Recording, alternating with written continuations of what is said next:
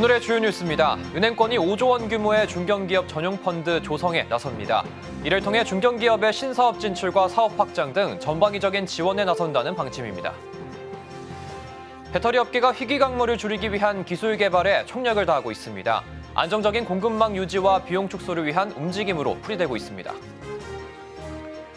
증권가 최장수 사령탑으로 꼽힌 김신 SK증권 대표이사가 자리에서 물러납니다. 앞서 정영채 NH투자증권 대표도 사의를 표명하며 증권가의 세대교체 바람이 불고 있습니다. 여행, 뷰티 업계가 소비자 후기 강화에 팔을 걷어붙였습니다. 타인의 경험이 담긴 양질의 리뷰가 매출로 이어진다는 분석입니다.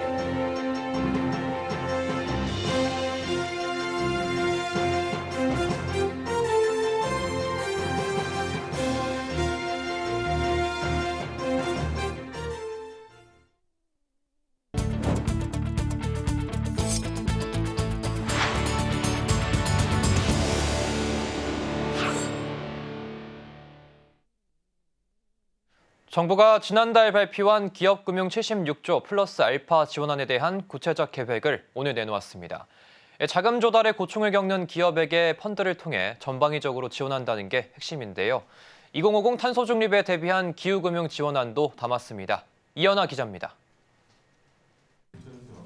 오늘 오전 금융위원회, 산업부, 환경부, 보건복지부 등 정부 부처가 한자리에 모여 제6차 정책금융협의회를 열고 기업금융 76조 플러스 알파 지원안에 대한 구체적 계획을 발표했습니다. 고금리 장기화와 글로벌 경제 불확실성이 노출된 기업들의 자금 지원이 핵심 내용입니다. 먼저 산업 생태계 허리 역할이라 불리는 중견기업을 위한 5조 원 규모 펀드를 만들어 올해 중으로 투자를 시작합니다. 은행권 최초로 공동 조성되는 이 펀드는 KB국민, 신한, 우리, 하나, NH농협은행 등 5대 은행이 각각 500억 원 규모로 출자해 모펀드를 조성합니다. 2,500억 원 규모 모펀드와 민간 자금을 매칭해 조성된 5천억 원 규모 자펀드를 바탕으로 중견기업 금융 지원이 진행됩니다. 이후 후속 펀드는 추가 출자 요청에 따라 이어집니다. 순수하게 5대 은행이 출자하여 만들어진 의미 있는 펀드인 만큼 시장에서 원활하게 안착될 수 있도록 자금 조정 등의 민간의 창의성을 발휘하도록 하고 1호 투자 사례를 빠르게 발굴하여 주시길 바랍니다. 정부는 중견기업 내 R&D, M&A, 해외 진출, 신사업 진출 등에도 집중 투자하겠다는 계획입니다. 특히 미래차와 에너지, 첨단 바이오, 친환경, 2차 전지 등 5대 분야의 투자가 집중될 예정입니다. 여기에 올해 안에 산업은행과 민간이 3조 원 규모의 혁신성장 지원 펀드 결성을 추진합니다. 먼저 1조 5천억 원 규모로 만들어지는 혁신산업펀드는 미래성장 동력을 위한 벤처 육성이 목표입니다. 또 글로벌 유니콘 기업 창출을 위해 1조 5천억 원 규모의 성장 지원 펀드도 만들어집니다. 2050년 탄소 중립 달성을 위한 녹색 산업 정책금융 확대 계획도 새롭게 발표됐습니다. 미래 대응 금융 TF를 만들고 녹색 채권 발행과 녹색 수출 펀드 지원 등을 통해 투자를 유도하겠다는 계획입니다. 정부는 현재 경제 상황을 감안해 올해 상반기 기업 금융 규모 65%를 지원하겠다며 조기 집행을 예고했습니다. 서울경제TV 이연아입니다. 리튬과 니켈, 코발트 등은 배터리를 만들 때 필요한 핵심 광물이지만 일부 국가에서 공급망 대부분을 독점하고 있습니다. 우리 배터리 업계가 이 같은 희귀 광물을 줄이는 기술 개발에 나서고 있습니다. 안정적인 공급망을 유지하고 비용도 줄일 수 있다는 장점이 있기 때문인데요. 김효진 기자입니다. 배터리 생산 비용 중 가장 많은 비중을 차지하는 소재 가격. 그중에서도 니켈과 코발트는 환경과 국제 분쟁 등에 의해 가격 시세 변동이 심한 광물입니다. SK온과 삼성 SDI, LG 에너지솔루션 등 배터리 3사는 니켈의 비중을 줄인 미드니켈 배터리를 양산하고 있습니다. 특히 LG엔솔은 IT 기기의 가격 경쟁력을 가진 NCM 배터리를 적용하기 위해 미드니켈 퓨어 NCM 100% 배터리를 개발했습니다. 기존 IT 기기에 쓰이던 LCO 배터리와 비교해 생산 비용이 저렴합니다. LG 에너지솔루션의 미드니켈 NCM 배터리와 이 배터리가 적용된 노트북입니다. 배터리에 들어가는 니켈과 코발트의 함량을 크게 줄여 다양한 노트북 제품군에 활용할 수 있을 전망입니다. 삼성 SDI는 미드니켈 NMX 배터리를 개발 중입니다. 코발트를 제외하고 니켈의 함량을 줄인 겁니다. 현재 NCM, NCA 배터리 등에서 통상 니켈 비중이 7에서 8 이상이면 하이니켈, 5에서 6 정도면 미드니켈로 분류됩니다. 니켈은 양극재에 들어가 배터리의 용량, 즉 밀도를 높이는 역할을 합니다. 이러한 미드니켈 배터리의 경우 기존 하이니켈 배터리보다 에너지 밀도, 즉 충전할 수 있는 에너지 용량은 낮지만 가격 경쟁력이 있어 고객사들의 수요가 꾸준한 모습입니다. 배터리 3사는 고객사의 요구에 맞춰 가격 경쟁력을 갖춘 배터리의 기술 개발과 양산을 통해 고가의 프리미엄 라인부터 저가 라인까지 다양한 포트폴리오를 갖춘다는 계획입니다. 서울경제TV 김유진입니다. 주주총회 시즌을 맞아 증권사의 수장에 거취를 둘러싼 희비가 엇갈리고 있습니다. 내부 통제 실패에 칼바람을 맞은 수장이 있는가 하면 연임에 성공하며 재정비를 준비하는 증권사도 있습니다. 김혜영 기자입니다. 증권가의 세대 교체 바람이 불고 있습니다. 대표적인 장수 CEO로 꼽히는 SK증권과 NH투자증권의 대표가 경영 일선에서 물러납니다. 우선 김신 SK증권 대표이사가 10년 만에 대표직에서 떠납니다. 후임으로 전우종, 정준호 각자 대표 체제가 열립니다. SK증권은 현 전우종 각자 대표와 정준호 리스크관리본부장을 새 각자 대표로 발탁하며 경영 쇄신에 나섰습니다. SK증권 관계자는 김신 대표는 앞으로 해외 사업에 힘쓸 예정이라고 전했습니다. NH투자증권도 차기 대표 물색에 나섰습니다. 정영세 대표가 사의를 표명하며 NH투자증권을 이끌 차기 사장 후보 3명이 압축된 상태입니다. 숏리스트에는 윤병훈 NH투자증권 부사장과 유찬영 전 농협중앙회 부회장, 사재훈 전 삼성증권 부사장이 이름을 올렸습니다. 내부 승진이냐, 외부 인재 영입이냐를 둘러싸고 촉각을 곤두세우고 있습니다.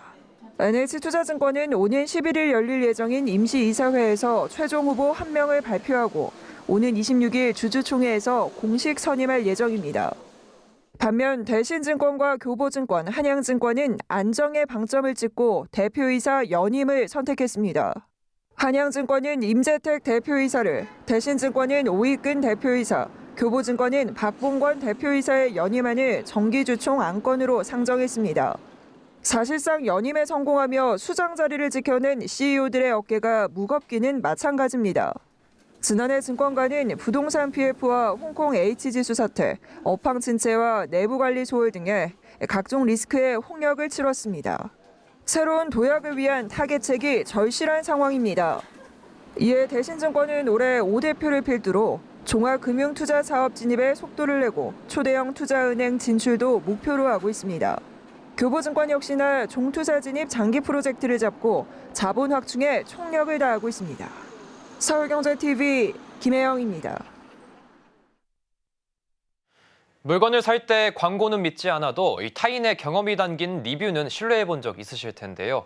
리뷰는 나와 비슷한 소비자가 남긴 새로운 상품 정보로 여겨지기 때문입니다. 구매 의향에 큰 영향을 미치는 만큼 업계도 이 양질의 리뷰를 확보하기 위해 적극 나서고 있습니다. 이해란 기자입니다. 상품을 구매할 때 가격만큼이나 중요한 것은 구매 후기입니다. 요즘은 SNS 활동이 활발한 MZ세대를 공략해 후기 페이지를 SNS처럼 바꾸고 사진만이 아니라 동영상으로 생생하게 후기를 싣는 방식을 도입하는 등 리뷰 서비스가 고도화되고 있습니다. 모두투어는 여행, 레저, 공연 등 오프라인에서의 소비자 구매 경험을 동영상 리뷰로 공유하는 V-리뷰를 도입했습니다. 잠재 고객의 상품 선택을 돕기 위해서입니다. 모두투어 관계자는 인공지능을 적용한 부정 리뷰 경고 알림 기능으로 부정적 경험을 한 고객의 리뷰는 서비스 개선과 CS 대응에도 적용된다고 밝혔습니다. 관광 산업 자체가 체험 상품이기 때문에 실제로 의사결정에 영향을 많이 미치고 우리와 똑같은 다른 소비자나 관광객이 먼저 경험을 하고 가공되지 않은 정보로 인식을 하기 때문에 사람들이 더 신뢰하는 경향이 있어요. CJ 올리브영은 지난해 10월 자사 앱에 SNS형 리뷰 공간 셔터를 도입했습니다. 소비자들은 셔터를 통해 마치 SNS 속 게시물을 보듯 또래 친구들이 일상에서 제품을 사용하는 모습을 보게 됩니다. 사진 아래 태그된 제품명을 누르면 구매로 이어지는 방식입니다. 카카오 스타일이 운영하는 지그재그도 뷰티, 잡화 등의 상품을 미리 써보고 체험기를 남기는 지그재그 체험단 베타 서비스를 도입했습니다. 다른 소비자들은 리뷰를 통해 구매 실패를 줄일 수 있고 브랜드는 양질의 리뷰를 확보할 수 있다는 장점이 있습니다. 지그재그는 일정 기간 시범 운영을 거쳐 정식 오픈 예정이라고 밝혔습니다. 훨씬 간접적 체험이잖아요. 그 정보에 대해서 이렇게 그럴싸하네 이런 느낌을 불러일으키는 거죠. 이제 글자만 써 있는 것보다는. 전문가들은 소비자들 사이에서 리뷰의 영향력이 높은 만큼 소비자들이 신뢰할 수 있는 리뷰 서비스 도입으로 건강한 이커머스 생태계를 조성해야 한다고 덧붙였습니다. 서울경제TV 이혜란입니다. 지난해 과열 양상까지 보여 이 감독 당국까지 제동을 걸었던 운전자 보험 경쟁이 다시 되살아나는 분위기입니다. 500만 명 시장 규모로 성장하면서 이른바 고객 뺏기가 늘고 있는 건데요. 특히 카카오페이 손해보험이 10% 환급 운전자 보험 출시를 예고하면서 이 보험사 간 경쟁은 더 치열해질 것으로 예상됩니다. 김도하 기자의 보도입니다. 보험업계 성장세가 둔화하는 가운데 민식이법 시행 이후 꾸준히 가입자가 늘고 있는 운전자 보험이 격전지로 재부상합니다. 장기보장성 보험인 운전자 보험은 자동차 보험과 달리 의무보험은 아니지만 교통사고가 발생했을 때 법률 행정 비용 등을 보장해 가입률이 꾸준히 늘고 있는 상품입니다.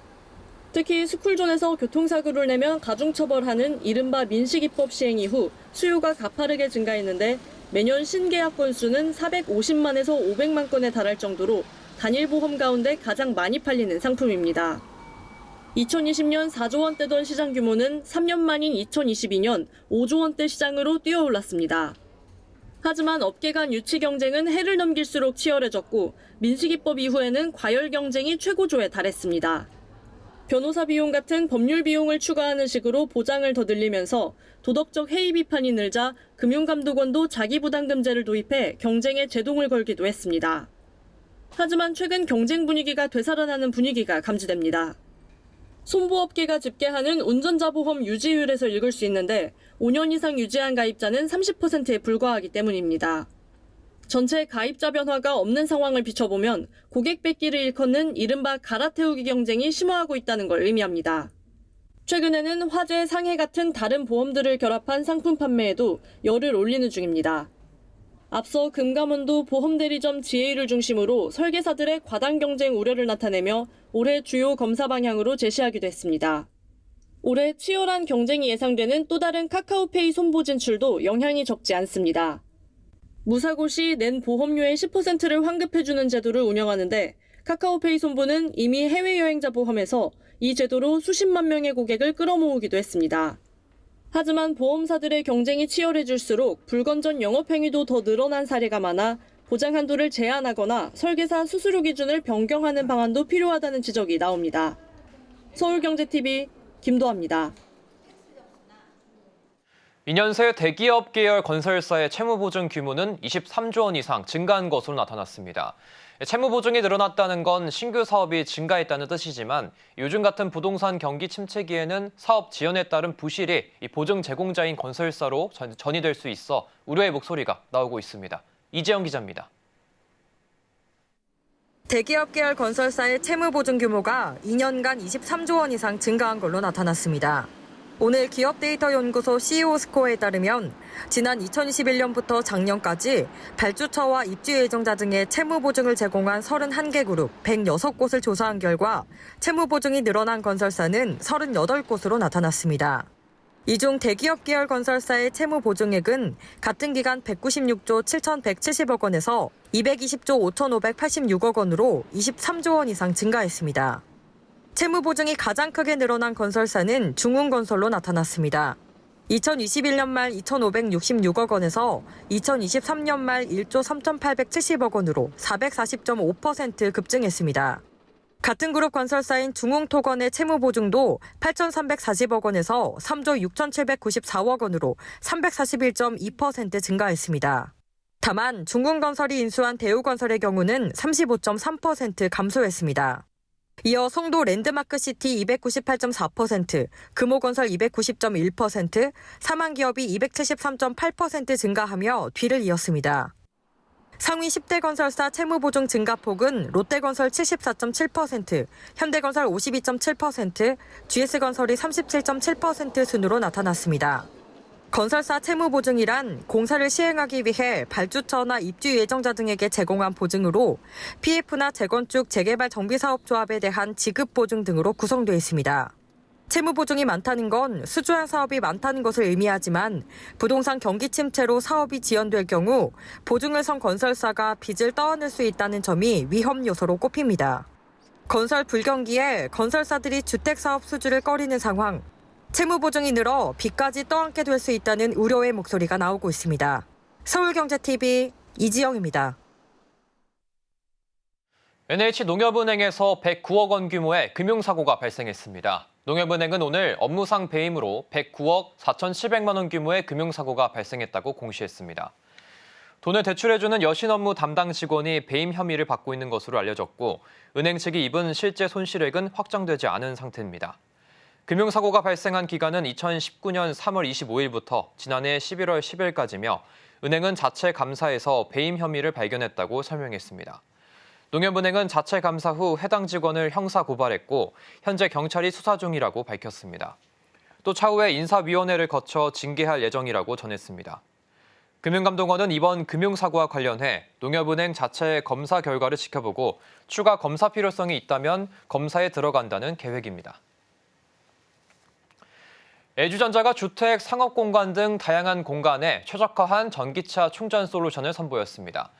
LG전자는 오늘부터 4일간 서울 코엑스에서 열리는 EV 트렌드 코리아에서 전기차 충전기 전체 라인업을 공개했습니다. 주택용 7kW 완속 충전기는 터치스크린을 탑재해 사용이 편리하고 벽부형, 스탠드형 두 가지 타입이 있어 공간 맞춤 설치가 가능합니다. 100kW 급속 충전기는 차량 2대를 동시에 충전할 수 있어 쇼핑몰, 병원 등 공공주차장에서 유용할 전망입니다. 또 급속 충전기에 탑재된 24형 디스플레이는 충전 상태 정보는 물론 진행 중인 프로모션 안내 등 맞춤형 콘텐츠도 제공해줍니다. LG전자는 앞으로도 공간에 대한 이해를 기반으로 4인이지 로봇 등을 결합해 다양한 B2B 고객 요구를 반영한 공간 맞춤형 솔루션을 제공한다는 계획입니다.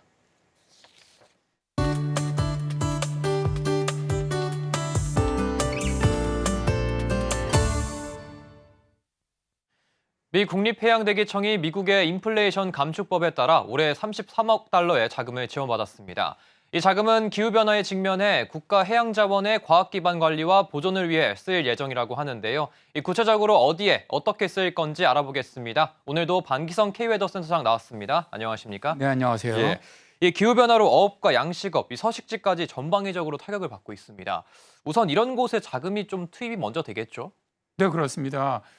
현재 아주 심각한 기후변화, 어업이라든가 양식업 관리라든가 보존과 중요한 서식지 보존까지 아주 큰 영향을 미치고 있는데요. 미국의 어업은 매년 한 170만 개 이상의 일자리 그리고 약 481조 원의 수입을 올리는 분야입니다. 따라서 기후변화의 영향을 해결하기 위해서 미국 해양대기청 어업국은 지원받은 자금을 어느 분야에 투자할 것인지를 1월 24일에 밝혔죠.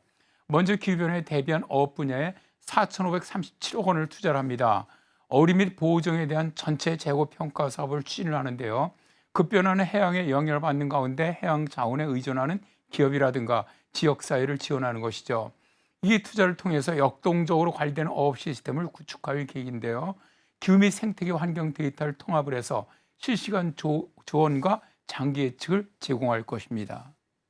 네, 지금 말씀해 주신 대로 이 기후와 생태계 환경 데이터를 좀 통합해서 예측이 좀 가능할 것 같은데 그렇다면 이 데이터 수집 관리에 얼마나 투자가 됩니까? 일단 저 데이터 수집이라든가 관리 분야 쪽으로 1,885억 원을 투자를 하는데요. 네. 국가의 대규모 해양 생태계를 관리하는 데 필요한 더 많은 표본 추출을 수집을 하고 또 관리할 계획이라고 하죠. 또 기후, 생태계 및 업 이니셔티브 분야에 520억 원을 투자를 합니다. 기후 문제 대비를 하는 해양 생태계 예측 개발과 이러한 예측이 해안 지역사회와 경제로 확장되는 방법을 통해서 업의 회복력과 생존 가능성을 높이자는 거죠. 그리고 지역어업관리협의회에 260억 원을 투자를 하는데요. 기후변화 영향으로 인한 어업 변화에 대한 어촌 공동체 회복력을 높이는 조치라고 보면 됩니다. 네, 요즘 심각한 이 기후 변화로 인해서 고래나 도미 같은 이런 어종들이 사라져가고 있다고 하던데 이런 곳에도 좀 도움이 되겠죠? 네, 그렇죠. 예. 지금 사실 고래라든가 도미 같은 것이 아주 심각한 멸종 위기종으로 가고 있거든요. 예. 그래서 이런 고래나 도미를 보호하기 위해서는 투자에 나선 것이죠. 북대서양 긴 수염 고래 보호에 950억 원을 투자를 하는데요. 멸종 위기한 처한 고래를 보호하기 위한 각종 방법에 투자하는 것이고요. 사라져가고 있는 도미에 260억 원을 투자를 하는데요. 세계 최대의 리크레이션 업에 종사하는 수백만 명의 낚시꾼에게 혜택을 주게 하는 것이죠. 그리고 기후변화로 사라져가는 태평양 연어를 보존하고 보호 및 보호하기 위해서 546억 원을 투자를 합니다. 네, 태평양 연어 그리고 무지개 송어를 생산하는 이 부화장에서도 투자가 이루어지고 있다고 하던데 어떤 내용의 투자가 좀 이루어졌습니까?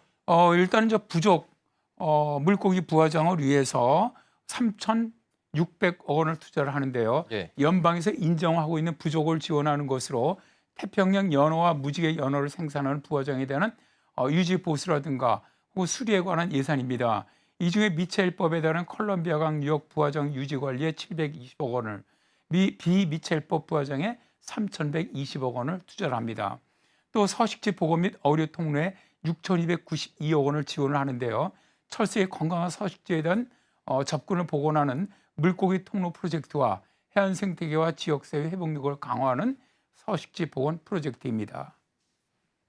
네, 이 국립해양대기청이 전체 예산 중에 이 연구 분야에 25% 정도를 투자를 하고 있습니다. 이 연구소나 수산과학센터에 투자를 하면서 이 미래에 대비해 나서고 있는데 좀 얼마나 투입이 정확하게 되고 있는 겁니까? 일단 먼저 북극 연구에 한 37억 7천만 원 정도를 투자를 합니다. 예. 업이라든가 해양 생태계 및 해양 포유를 포함한 북극 해양 자원에 대한 어떻게 보면 이런 변화하는 기후 조건의 영향을 연구하는 건데요. 어민들이 규제법에 따라 요구되는 상담이라든가 승인 또 허가 활동에도 약 200억 원을 투자를 하죠. 태평양 연어 중심 연구소인 시애틀의 노스웨스트 수산과학센터에 총 1,235억 원을 투자를 하고요. 태평양 연어 복원을 위한 과학을 지원하기 위해서 351억 원을 지원합니다. 그리고 아울러 연어의 대규모 서식지 복원 프로젝트에 195억 원을 투자를 하고요. 두 곳의 수산과학센터에 351억 원을 투자를 하는데요. 전체 예산 중 연구 쪽에 25% 정도를 투자한 미 해양대기청의 미래 준비가 아주 너무 부럽습니다. 네, 오늘 말씀 잘 들었습니다. 지금까지 반기성 K웨더 센터장이었습니다. 감사합니다. 네, 고맙습니다.